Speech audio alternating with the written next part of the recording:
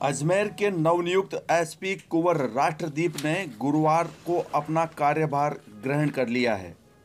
गुरुवार को Ajmer SP office पहुंचते ही सबसे पहले नवनियुक्त जिला पुलिस अधीक्षक कुंवर राष्ट्रदीप ने अजमेर जिले के सभी पुलिस अधिकारियों से मुलाकात की तथा उनसे अजमेर की भौगोलिक परिस्थितियों के बारे में तमाम जानकारियां हासिल की।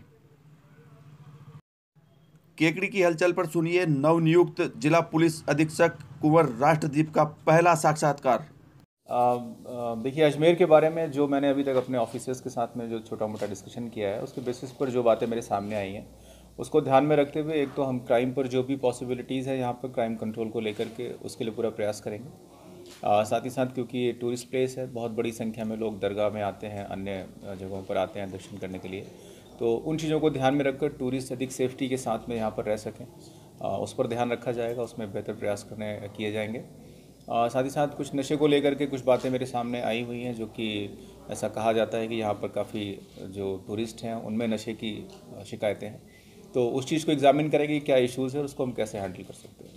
बाकी धीरे धीरे करके हम फीडबैक ले करके फीडबैक के आधार पर जो भी यहाँ पर किए जाने की आवश्यकता है वो कार्रवाई करके बेहतर पुलिसिंग करने की कोशिश करेंगे। टूरिस्ट के अलावा बच्चों में भी काफ़ी जी, जैसा मैंने आपसे कहा कि अभी जैसे जैसे इनपुट मेरे पास आएंगे उसके बाद में हम पता करेंगे कि कहाँ पर क्या प्रॉब्लम्स है और नशे को लेकर के जो शिकायतें सामने आ रही हैं उन शिकायतों का क्या निस्तारण हो सकता है, कैसे हम उसको डील करें, कैसे पब्लिक कॉपरेशन उसमें हासिल करें, क्योंकि नशे की प्रॉब्लम का कोई भी बहुत ज़्यादा पुलिस समाधान पॉसिबल नहीं है अगर लोग सहयोग नहीं करते हैं। तो चोरियां जो है शहर में, प्रॉपर्टी ऑफेंस पिछले कुछ सालों में बढ़ गया है जी, प्रॉपर्टी ऑफेंस का अगर आपका कहना चोरी और नकब्जनी का है तो उसे बिल्कुल कंट्रोल किया जाएगा।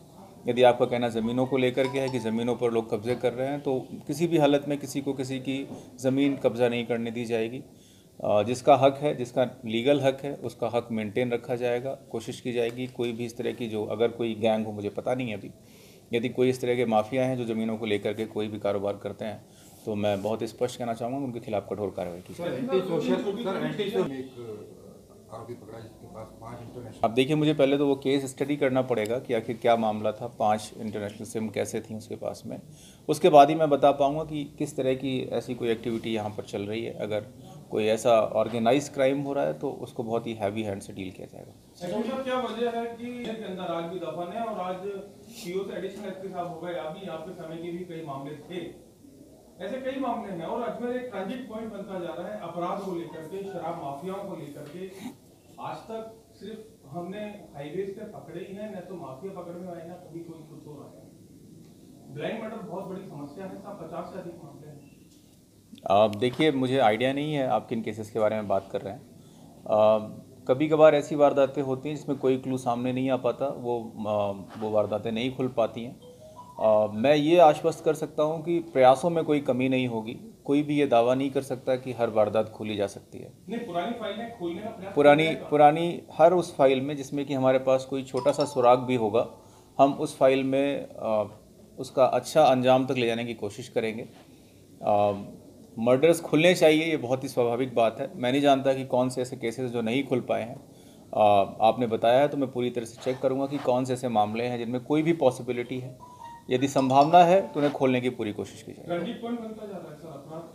वो मुझे चेक करना पड़ेगा। अगर यहाँ के किसी भी तरह से लोगों की मिली भगत से यहाँ पर अगर कोई गैंग ऐसी डेवलप हो गई है जो कि लोगों को सहयोग कर रही हैं वारदातें करने में, या फिर जैसा आप कह रहे हैं कि दूसरे इलाके के माफिया हैं जो कि इसको यूज़ कर रहे हैं, तो उस पर पूरी तरह रोक लगाई जाएगी। बिल्कुल।